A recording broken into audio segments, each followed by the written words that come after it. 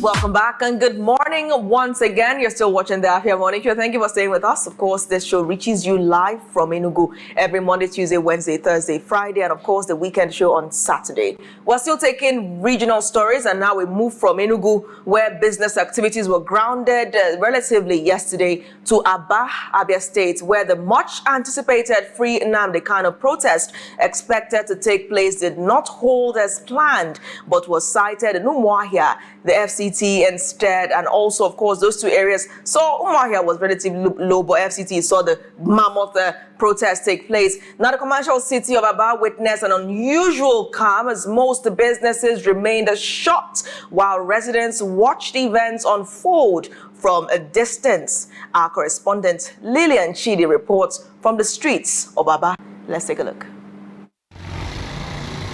Some markets, including shops and businesses along the road, were closed, and most transport operators staying at home.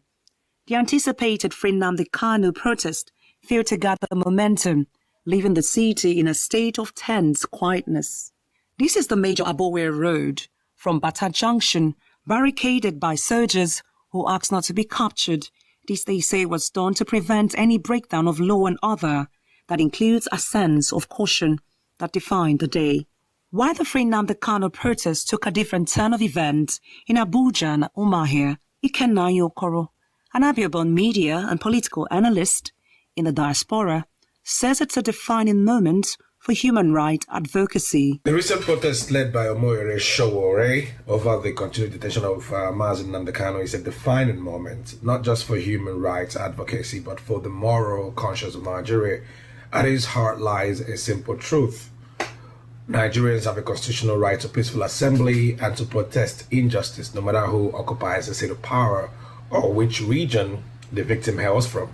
The right is enshrined in the very document that claims to bind us as one nation. When the police threaten citizens, exercising that right, it isn't law enforcement. It's state intimidation. It betrays the very essence of democracy.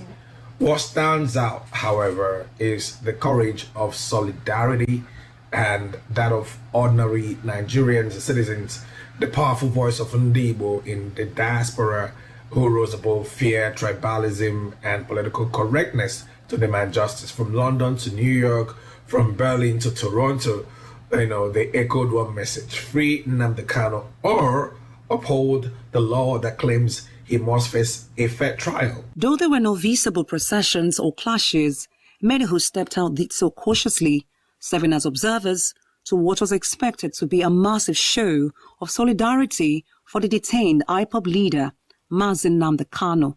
Here's what some residents have to say. The protest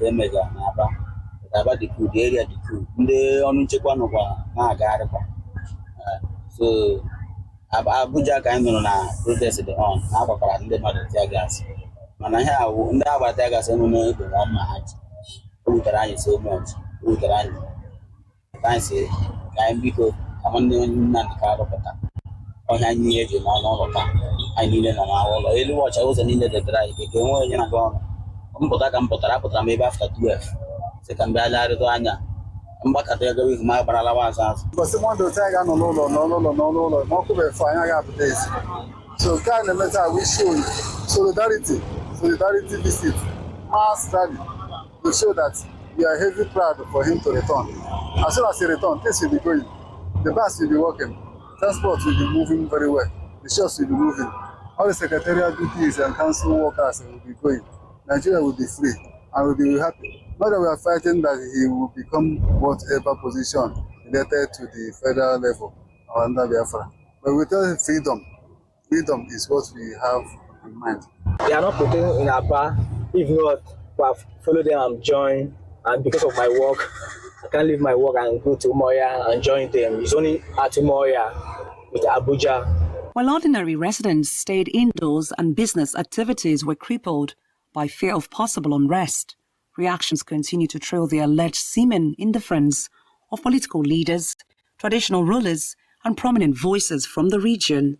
Across social media platforms and community discussions, the sentiment is the same, that those with influence in Igbo land have not done enough to speak up for the detained IPOB leader or to channel the people's frustrations constructively.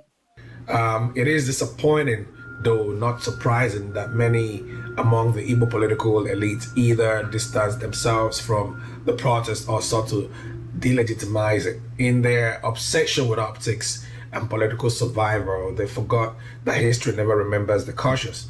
It remembers the courageous, the men who stand when it seems very difficult to even speak truth to power.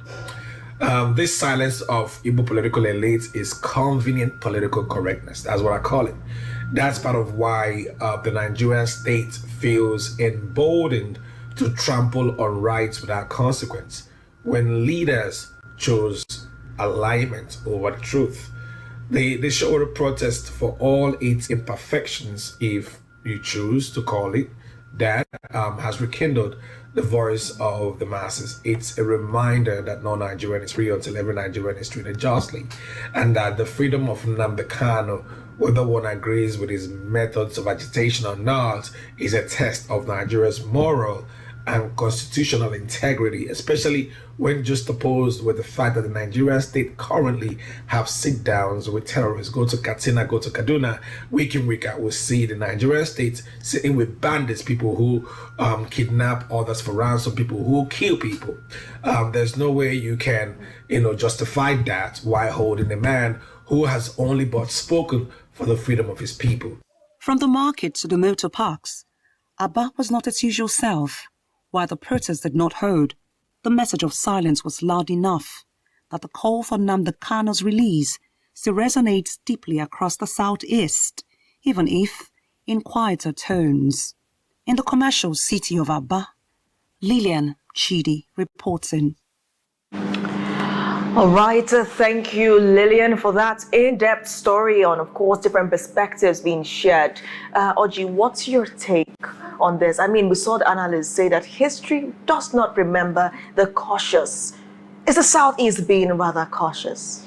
Yeah, as I stated. Southeast leaders, specifically. Well, you could actually say that, by the way, because I can't remember the analyst yesterday that said, they just make the statement, oh, we're working on talking to the presidency. Also Ogazimara, yeah. We're talking to the presidency on the release of Nnamdi Kanu, and it ends there. Optics. Just to, show that they might be doing something, or they want to do something. But then again, the follow-up is that the paramount thing right there. Are they following up? Are they having that conversation, the in-depth conversation? Are they having that private conversation with the presidency on how to release Nnamdi Kanu? Or just coming to tell us optics?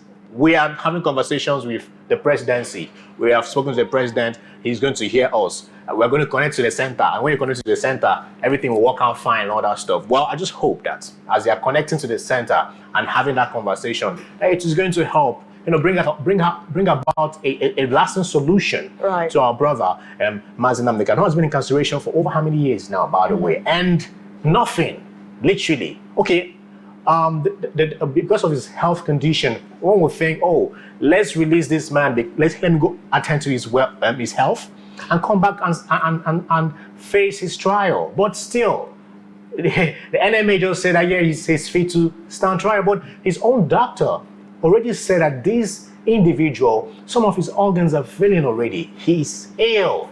But NMA is saying something different, right? So if you look at these things from different perspectives and all that, it is, as this stated, political solution. Anything you're doing in the law court, I'm not sure could have narrated this issue. Right. I mean, it's also great for us to also discuss, yesterday we did mention the NSAS memorial, the Eleki Tollgate shooting, much rather. And we saw the executive director of Enough is Enough. In that video, she was seen trying to drop off some flowers at the exact Lekki Toll spot. Yeah. And the flowers were roughly, violently taken from her. Everything, the whole bouquet was on the floor as she tried to salvage what was left. I mean, why do you think those security operatives there would stop her, as shown in that viral video, from placing the flowers for the memorial? Nigerians are very disrespectful people, because you think you have little authority. They always feel they're above everybody. That's uncalled for. That's nonsense. It's very irritating. It's very disgusting to see, to watch. So what are you telling us? That those people who lost their lives there are just mere human beings? They're nothing. They don't have bloods running through their veins and arteries a couple of years before whatever happened in October 2020, right? So that, you see, they're the same things we do in this country. We begin to think, are we literally humans or animals over here? By the way, it wasn't cold. I mean, lots of commenters were responding to that video saying that maybe Nigeria is shifting to some kind of military regime even before there's an alleged coup, which we don't hope for anyway. But yes, I mean, it paints a picture of maybe a government that is yet to take responsibility for what happened on 10/20/2020, and maybe one day that kind of a response, or some kind of, people are calling for the government to talk about this alleged coup. Maybe also speak to that, because why should someone's bouquet be scattered simply because she's trying to say in loving memory?